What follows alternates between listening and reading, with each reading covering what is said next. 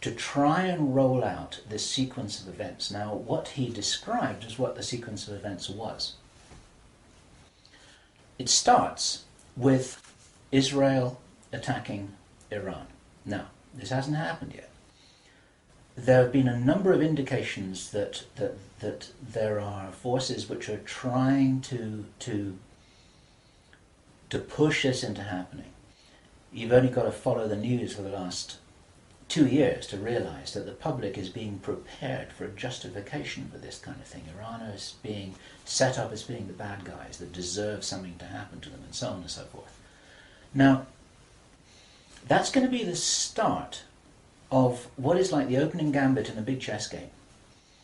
And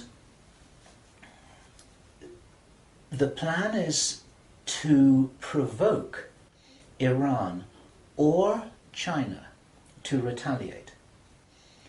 And our guy, our source, who is a military man, is privately as convinced as he can be, although this has never been made public and this is not publicly known, that Iran does have nuclear weapons. He believes that they have been provided by China behind the scenes.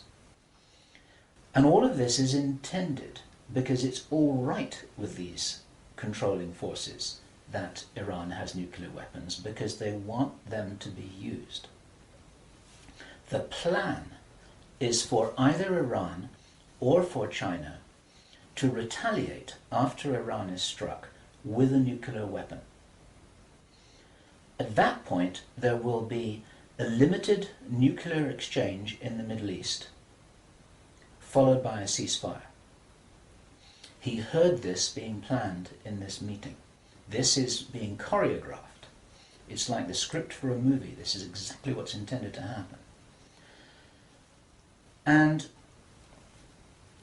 during this time, the other thing that's being set up for this, and many people watching this will be aware that this is being set up in the background. We've had a lot of information about this from a number of good researchers from many countries who are reporting this on the internet, that things are being set up in many of the Western countries for there to be heavy controls over populations, martial law, increased powers on security forces who are not just the army or the police, but in Britain, for example, our source said that he absolutely knew personally for a fact, that a very large number of private security people, their powers were being increased to give them the ability to arrest people, the ability to detain, the ability to handle riots in streets. And here we're talking about just regular people working in private security, people who give the parking tickets on the streets.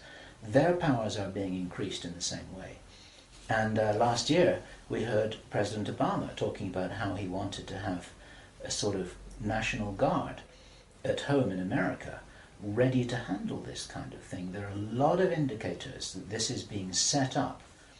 And in this rollout of this crazy scenario, where it is intended that there will be a limited nuclear exchange in the Middle East, the idea is that as the world looks upon this with horror, then they will demand from their governments that there are heavy controls over travel, over communication, over people who meet, over people who protest in the streets. They want to make sure that they don't have crazy bombers on airplanes, crazy bombers in the shopping malls.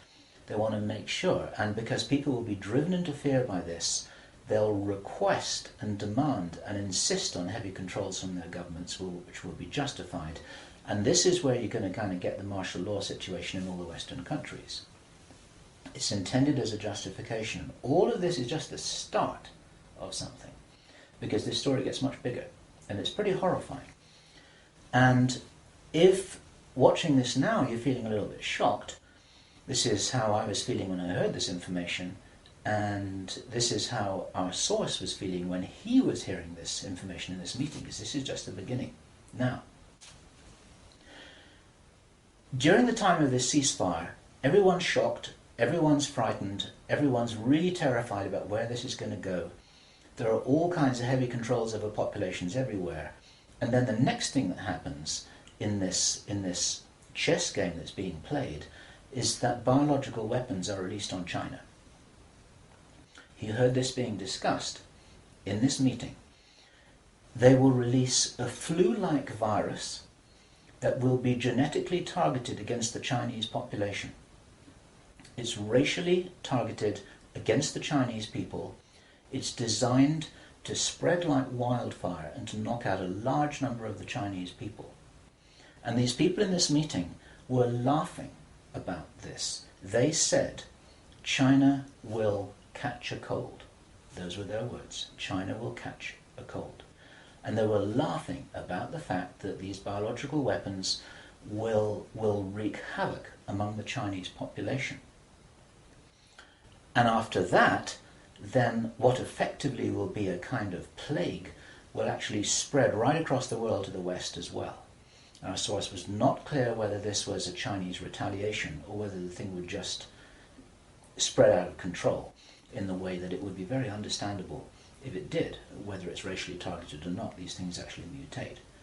So now you've got a situation where there's been a limited nuclear war in the Middle East. There's a pandemic that really is sweeping across the world and really is killing people very visibly. And you've got this totalitarian military lockdown in all the governments in the Western world because everyone's going to be in panic about all of this. And then, he said, then the real war starts. Something that would be justifiably called the Third World War, with a much more major nuclear exchange. And at this point, I asked him, is this just about population reduction? What is this about? Why are they doing this? Why this insane Dr. Strangelove plan for just unleashing all of this stuff on the world? Why do it? Now, as our conversation went on, I started to find answers to those questions. Now, some of this is speculation. I want to share this speculation with you because it's important enough that we work together here to figure out what's going on. And there are some clues, there's some very important clues that I'm going to present to you here in this video. He said, absolutely, it's about population reduction. So I said, well, in this meeting, did they mention any figures? And he said, yes, they did, 50%. Half the world's population. This is planned as per the Georgia Guidestones. For those of you who don't know what the Georgia Guidestones are, it's a stone monument in Georgia in America that was erected anonymously a number of years ago. It's in 8 languages, and it's like an Illuminati manifesto for a new world, as it were. And just hold that thought about this being a manifesto for a new world. This is an important concept here in what I'm presenting. One of the key parts of this manifesto for this new world is that there should be a population of 500 million people. Now, 500 million people is an enormous reduction from the nearly 7 billion that we've got at the moment. That's pretty much 95% of people who would no longer be on this planet. And 50% is a step towards that. And there's a reason why they're doing all of this. There's a reason why they're in a hurry. There's a reason for this insanity. And when he was explaining this, then he said that they have a name for this plan. This project has got a name. And I said, well, what is this name? He said, it is called the Anglo-Saxon Mission. The Anglo-Saxon Mission. Now, I'd heard that before. It was something historical, I think, to do with the Crusades quite a long time ago. But I hadn't heard it in the present-day context, and neither had he. And later on, as he continued to tell his story, I began to understand what I thought this might be about. Hence the title of this video, and the reason why I want to share this information with you, because we need to work together to figure out what's going on here. It's extremely important to understand. There's a plan, I believe, that Hitler would be proud of, which is so evil, it's so Machiavellian, it's so